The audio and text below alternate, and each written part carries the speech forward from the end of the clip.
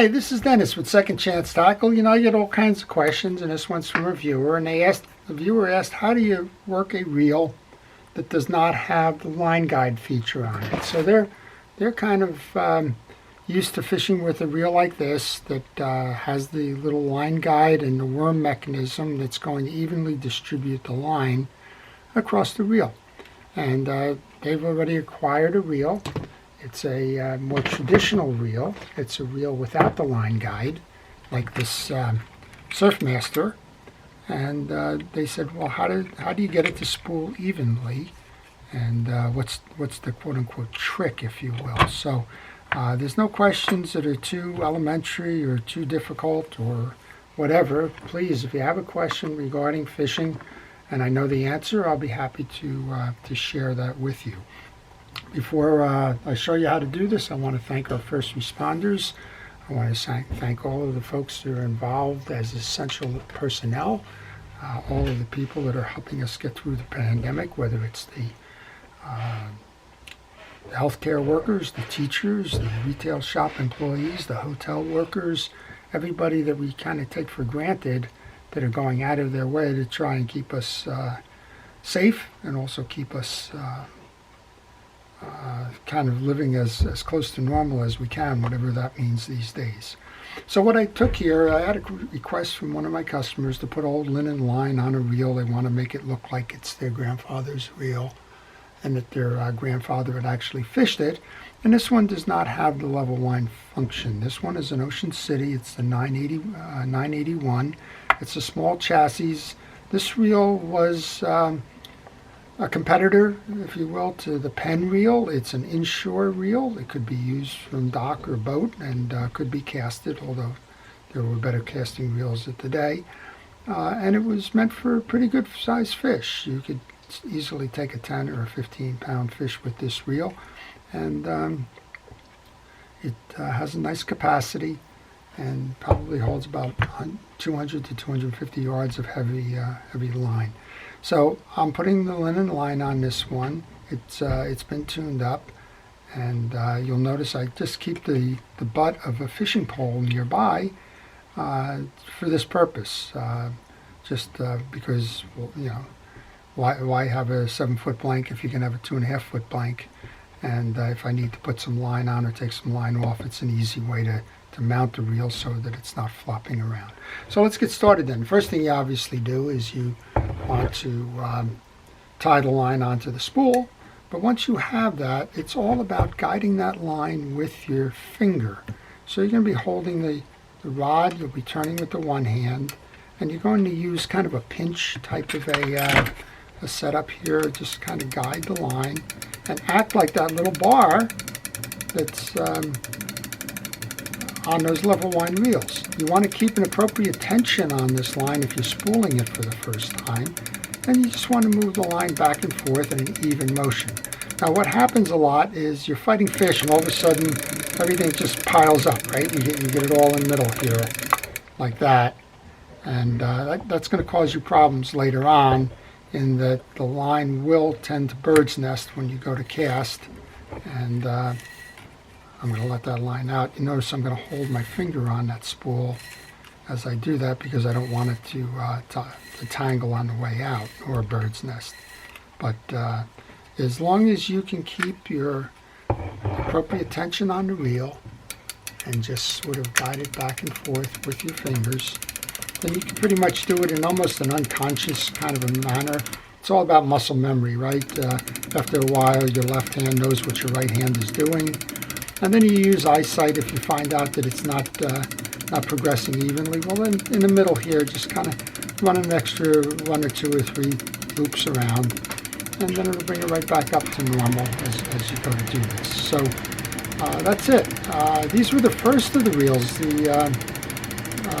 It's kind of interesting if you look into how bait casters and everything kind of evolved, but you had line guides on the early bait casters, like the ones that were introduced by William Shakespeare and Company in the early 1900s. And Shakespeare actually had the patent on the line guide reel. So he was looking at how thread bobbins on sewing machines were spooled. He was up in Massachusetts and he took a tour of a sewing machine factory up there. I don't remember if it was in Lowell, Massachusetts or not. I'm going to have a little bit of a brain lapse in terms of history.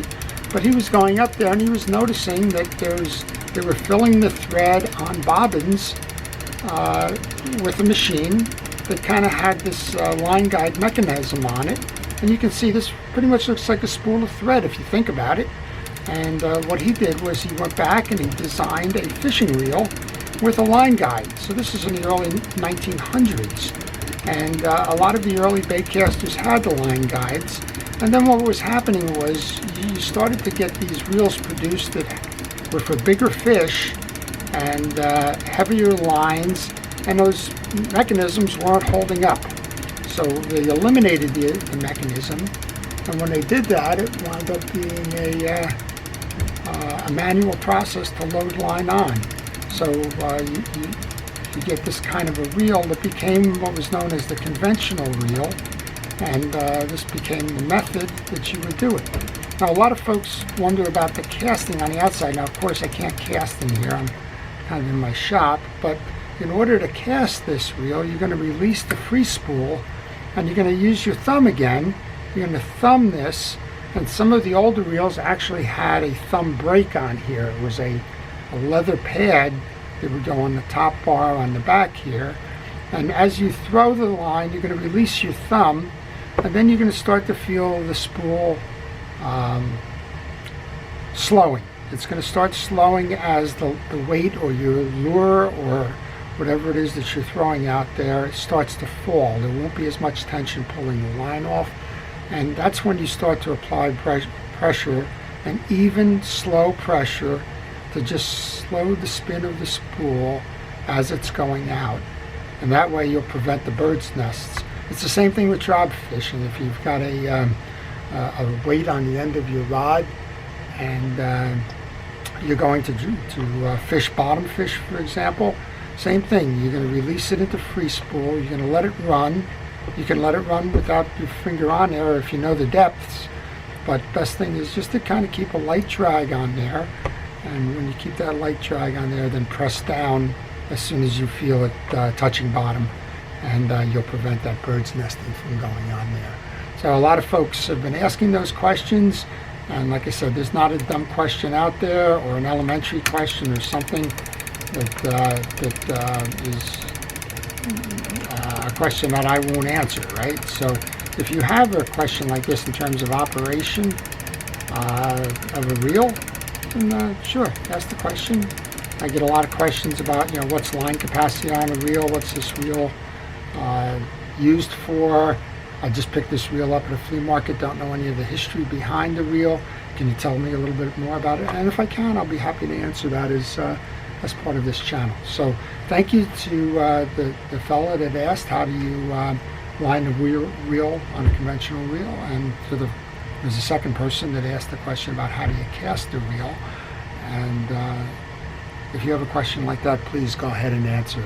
So again, thank you to the first responders. I do appreciate all of your efforts out there. Truly appreciate it, and hope that we all stay safe for the holidays. We need to do our part. Let's wear our masks, wash our hands frequently, maintain our social distance. We know it by now. We can recite it by heart. Let's just make sure we do it. So with that, if you like this kind of thing, I'd encourage you to subscribe, and if you do subscribe, I would ask you to hit the notifications so that you see the videos that I post. If you have questions, like we mentioned, just add them to the comments, and I'll try and answer those questions for you. And finally, if you have a reel that needs to be serviced, well, I do that by regular mail. You can send them to me, and I will provide that service for you. And if you need that information, please contact me by email. See, I got ahead of myself with that email before. Send me an email. On the business card that follows, you'll find my email address, and I will be happy to share with you that repair information.